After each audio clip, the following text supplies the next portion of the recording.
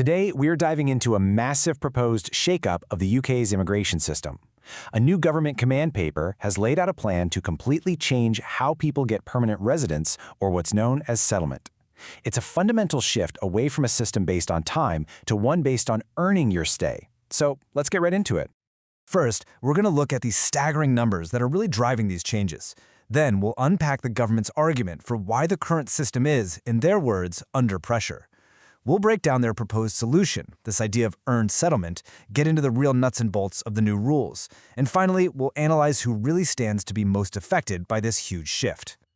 So, to really get why this is all happening right now, you have to start with the numbers. The government's own forecast is predicting a wave of settlement applications on a scale the UK has, well, literally never seen before. And here it is. This is the headline figure: 1.6 million people. It's a number that just immediately grabs your attention, and it's the central estimate coming directly from the Home Office's own forecast. So where on earth does a number that big come from? Well, it's the direct knock-on effect of the record-high levels of migration the UK saw between 2021 and 2024. Basically, all the people who arrived on 5-year visas during that peak are about to become eligible to stay for good. And this chart just, wow! It illustrates the sheer scale of the spike perfectly. You can see right here that after years of averaging around 111,000 settlement grants, the forecast just explodes. It jumps to nearly 300,000 in 2026 and then peaks at an absolutely astonishing 450,000 people in a single year, 2028. That is more than 4 times the level we see now. Okay, so who are these 1.6 million people? Well, the largest single group, we're talking nearly 500,000 of them, are expected to come from the health and care visa route, which was expanded in a big way in recent years. After that, you've got skilled workers, people here on family visas, and of course, those who arrived from Hong Kong through the BNO scheme.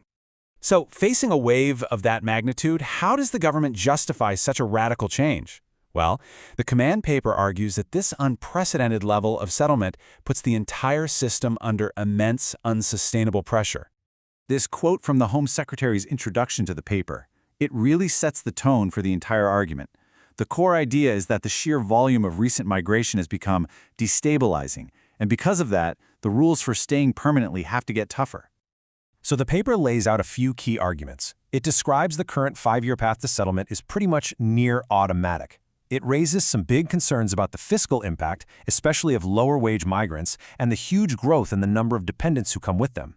And it points out that policy changes after 2020 opened up work visas to a lot more medium and lower-skill jobs than ever before.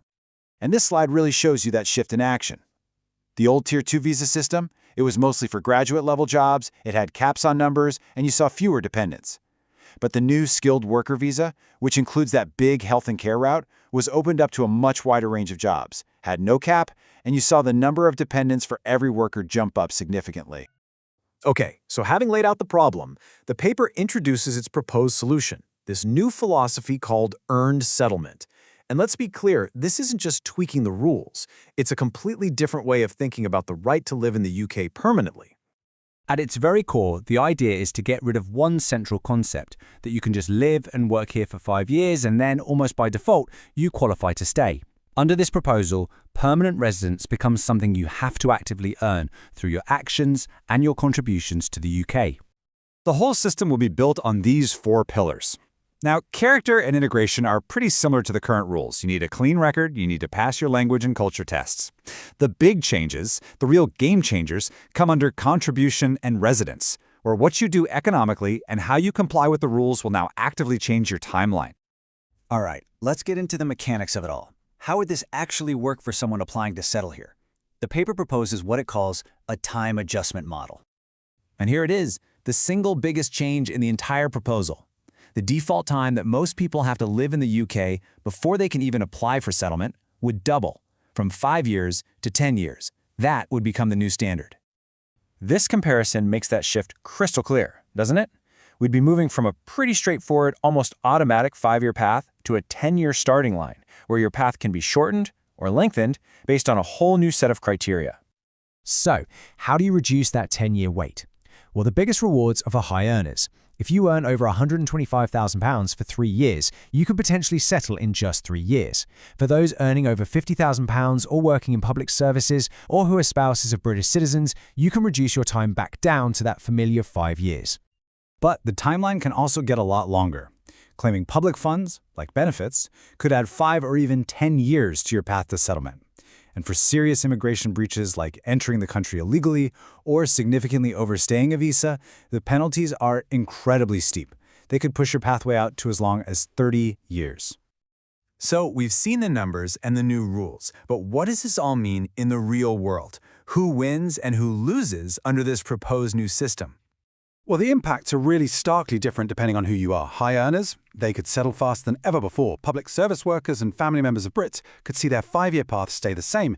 But for many others, the journey gets much, much longer. The baseline for refugees would jump to 20 years. For lower-wage workers, like many in the care sector, the path would double to 10 years. And the paper even suggests a 15-year baseline for some. And in one final, crucial change, dependents would no longer just get settlement with the main applicant, they'd have to be assessed on their own merits.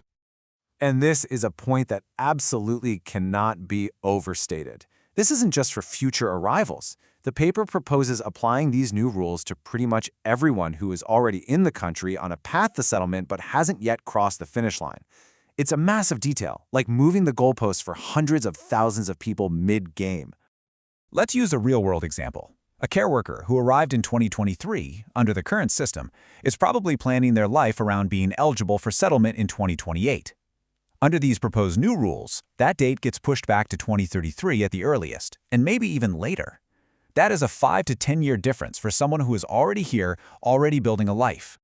So let's quickly recap the absolute key takeaways. A forecast of 1.6 million people settling by 2030 is the trigger for all of this. The proposal shifts the entire system from being based on time to being based on earning your stay. The standard path to settlement doubles from 5 to 10 years. That path can be shortened by high earnings or lengthened by things like claiming benefits. And maybe most critically, these new rules would apply to most people already here. And that leaves us with the central question at the heart of this entire debate, doesn't it? Is this new system, as the government claims, a fairer pathway that truly rewards contribution? Or, for the vast majority of people, is it simply a much, much longer one? That's the question this whole proposal leaves on the table.